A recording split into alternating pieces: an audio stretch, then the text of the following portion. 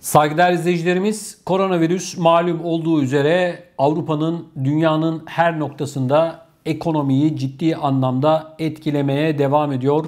Almanya ile ilgili bir son dakika açıklaması geldi. Bunu hemen sizlerle paylaşacağım. Güzel bir haber. Almanya'da koronavirüs kısa süreli çalışanların sayısı Ağustos'ta salgının başlangıcından bu yana ilk kez 1 milyon kişinin altına düştü.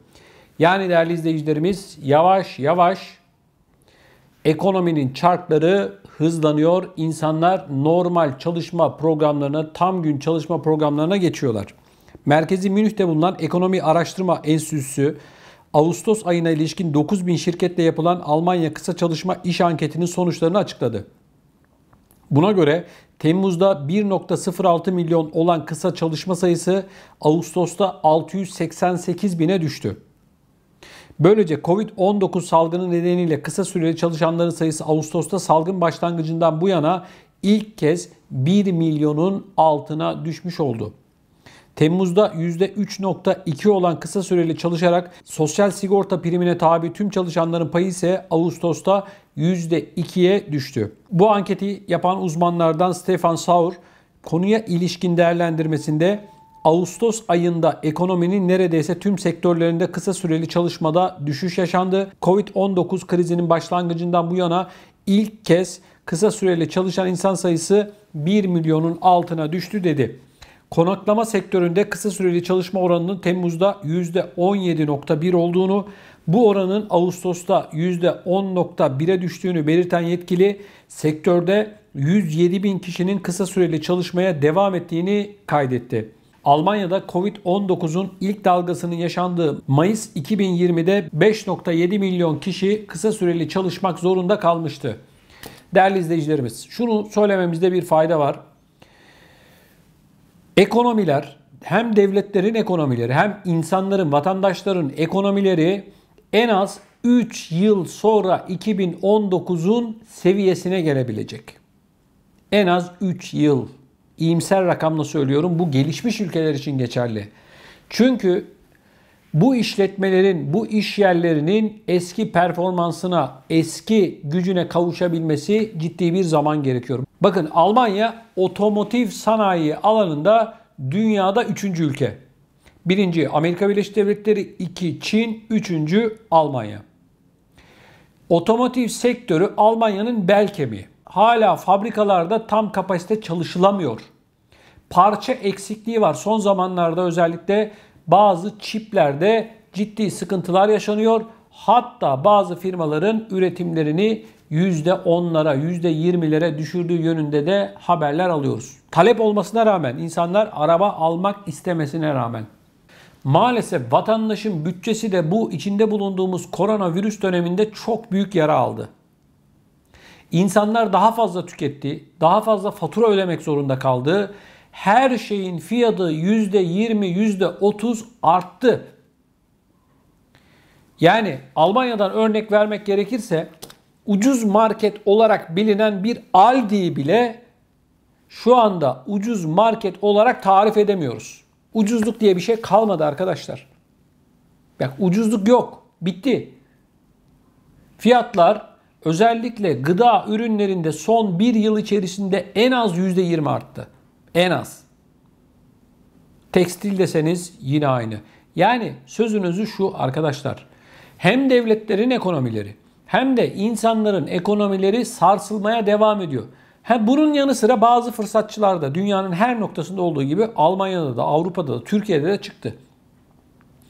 Koronadan dolayı fiyatlar yükseldi diye bir moda var şu anda. Adam bahçede maydanoz ekiyor. Maydanozu bile utanmasa diyecek ki yurt dışından geliyor. Fiyatlar bunun da arttı. Nitekim fiyatlar onların da arttı da. Yani böyle fırsatçılar doğdu. İnsanların maaşları aynı, gelirleri aynı ama baktığımızda bu tür fırsatçılar var. Şimdi ALD Lüks dedik. Bakın, Türkiye'den BİM, A101, Şok. Türkiye'nin en ucuz marketleri olarak bilinirdi. Bunlar birer kartel oluşturmuş vaziyetteler. Yani bir ürünün fiyatını istedikleri gibi belirliyorlar. Niye? Her birinin binlerce şubesi var. Fiyat bu diyorlar. İster alın, ister almayın. Şimdi onlara baktığımızda bunlar içerisinde en popüleri BİM. BİM'e bile baktığımızda vatandaş artık BİM'in kapısına girmeye korkuyor. Yani Almanya'da Aldi neyse BİM de o Türkiye'de. Ama fiyatlar sol şeritten gitmeye devam ediyor. Uçuyor. Ama maaşlar aynı. Ekonomik durumlar önümüzdeki dönemlerde daha da aşağıya doğru gidecek. Bu bir sefer net. Avrupa'da yaşayan vatandaşlarımız yine Türkiye'ye göre tabii ki daha çok şanslı. Almış oldukları sosyal yardımlar, paralarının değeri, paranın satın alma gücü çok yüksek. Şimdi izin dönemlerinin çoğunu vatandaşımız tamamladı. Avrupa'ya, Almanya'ya, Fransa'ya, diğer ülkelere geldiler. Türkiye'ye gittiklerinde Euro 10 lira olduğu için paralarının satın alma değeri tabii ki yüksek. Ama bakın vatandaş şunu söylüyor, gurbetçi. Kardeşim diyor, ne olmuş Euro 10 lira ama buradaki fiyatlar da 10 katı artmış diyor. Eskiden 100 liraya belki 4 kişi yemek yerken şimdi 300 lira olmuş. Yani Türkiye'de de Euro artıyor ama fiyatlar da yerinde durmuyor. Her şeyin fiyatı uçmuş vaziyette. Emlak fiyatları uçmuş vaziyette. Kira fiyatları uçmuş vaziyette. Araba fiyatları zaten sol şeritten gidiyor 300 ile gidiyor. Yani radara 300 ile giriyor araba fiyatları. Almış başını gidiyor. Avrupa'ya göre kıyaslama yapmıyorum. Sakın hani yanlış anlamayın ama ben vatandaş boyutundan bakıyorum. Türkiye'den de bizi izliyorlar. Ama baktığımızda bu koronavirüs gerçekten insanların hayatını mahvetti. Cebinde parası olana sorun yok. Onda problem yok. Daha çok para kazandılar. Kazansınlar. Onda bir sorun yok. Yani dünyanın düzeni bu. Birileri kazanacak, birileri az kazanacak, birileri daha lüks yaşayacak, birileri normal yaşayacak. Bunda bir problem yok. Ama baktığımızda dar gelirli insanların gerçekten ekonomik olarak içinde bulunduğumuz bu dönemde büyük sıkıntı yaşadığını gözlemliyoruz. Özellikle ana vatanımız Türkiye'de Allah herkesin yardımcısı olsun. Gerçekten dar gelirli vatandaşımızın durumu çok zor. Ev fiyatları, kiralar, aklınıza ne gelirse her şey almış başını gidiyor. Fırsatçı çok. Şimdi pek çoğunuz tatile gittiniz Türkiye'ye değil mi? Otel fiyatları ne durumda? Bu turizm noktalarında bir yemek yediğinizde geçen sene ya da ondan önceki seneye göre kıyasladığımızda ne durumda? 4 kişilik bir aile geçen yıl ya da ondan önceki yıl haftalık en fazla harcayacağı para otel ve işte konaklama vesaire günlük diyelim ki 1000 liradan 7000 lira yapar. Şimdi gidin bu sezonda o en az 17 bin lira. En az 17 bin lira. Yani turizm dediler. Ne olur gelin paranızı bir yere götürmeyin dediler. Böyle sürpriz yaptılar. Ben de defalarca söyledim. Aman Yunanistan'a gitmeyin, aman oraya gitmeyin, aman buraya gitmeyin. Vallahi söylediğime pişman oldum. Niye? Ya burada hepsi için söylemiyorum. İşini dürüst yapanlara bir sözüm yok ama pek çoğu böyle bir fırsatçılık, böyle bir ahlaksızlık ben görmedim kardeşim. Bu turizm noktaları Bodrum, işte Milas, Fethiye, Antalya gibi vatandaşlarımızın yoğun olarak gurbetçi vatandaşlarımızın gitmiş olduğu noktalardaki durum nedir ya? Antalya'da değerli izleyicilerimiz Side'de bir gurbetçi vatandaşımız ben Kapıkule'ye gittiğimde bana söylemişti. Dedi ki 14 euroya bir külah dondurma aldım dedi. 14 euro çocuğum istediği için mecbur kaldım aldım dedi. 14 euroya.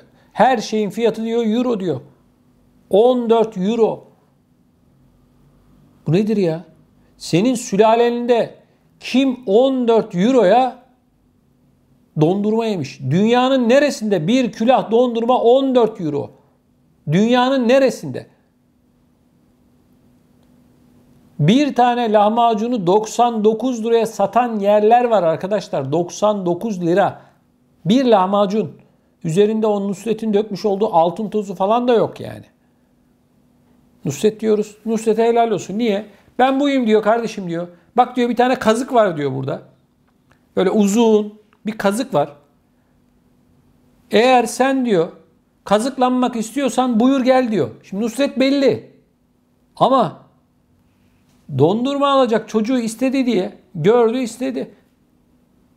14 euro nedir bir külah dondurmaya? İsterse 100 tane top koy üzerine yani. Kaç tane olursa olsun.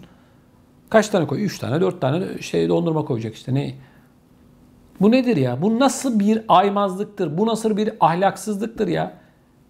Türkiye'ye tatile gidip Türkiye'deki bu fiyatlarla ilgili sizler ne düşünüyorsunuz? Bu son gördüklerinizi lütfen bu videonun altına yazın.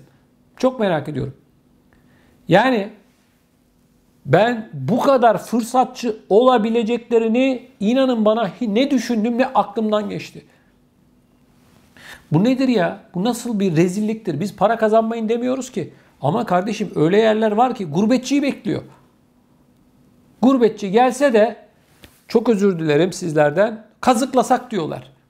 Kusura bakmayın ama bu adamların zihniyeti bu. Ben aylarca şunu söyledim. Bu ekrandan bir de kardeş kanalımız Türkçe Haber'den biliyorsunuz. Aman Türkiye'ye gelin, paranızı başka yere harcamayın. Aman Türkiye'ye gelin, tatil yapacaksanız bizde her yer Avrupa'nın pek çok noktasından daha iyi dedik. Ama samimiyetle söylüyorum, özür diliyorum sizden. Özür diliyorum. Böyle bir ahlaksızlık yok. Bodrum'a gidiyorsunuz. Çektim ben biliyorsunuz. Gittim Bodrum'a. Gösterdim bunları size. Bütün sahil şeridi işgal edilmiş. Oturamıyorsun. Uzanamıyorsun. Şezlong parası istiyor. Yok şu kadarlık yeme içme yapmak zorundasın. Şu kadar para kişi başı.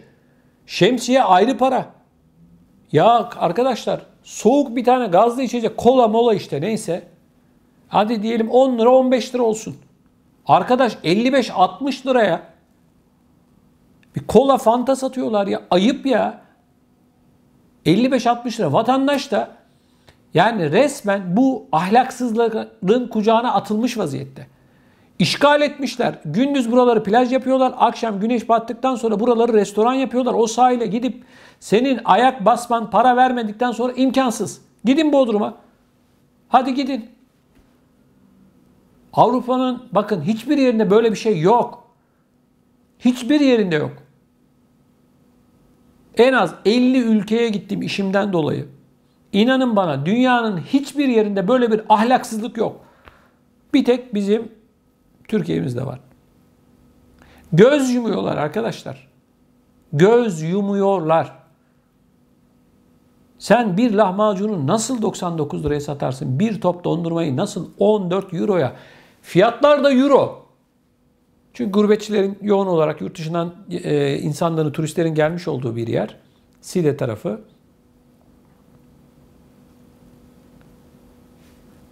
Sonra da bakın Turizm Bakanı kendini yırttı. Dedi ki ne olur dedi işte o ülkeye gitti bu ülkeye dedi uçak seferlerini açın dedi. Gelsin turizmcimiz zor durumda o durumda bu durumda. İyi niyetle çok güzel çalışmalar yaptı Sayın Bakan. Ama arkadaşlar turizmcinin kendisi hepsi için söylemiyorum işini dürüst yapanlara sözüm yok. Kendisi ahlaksız. Gurbetçinin cebinde sonsuz para var sanıyorlar. Euro 10 lira. Tamam diyorlar. Biz bunlar geliyorlar. Kurbanlar geliyor. Yıllık kurbanlarımız geldiler diyorlar. Hadi buyurun. Bu konuyla ilgili gerçekten sizlerin neler düşündüğünü de çok merak ediyorum. Lütfen bu videonun altına Türkiye'deki bu turizm noktalarındaki görüşlerinizi bizimle paylaşmanızı rica ediyorum. Bunun yanı sıra değerli izleyicilerimiz bu yayınımızı beğendiyseniz lütfen like yapmanızı rica ediyorum. Hala Emek TV'ye abone olmadıysanız da abone olmanızı hasreten rica ediyorum.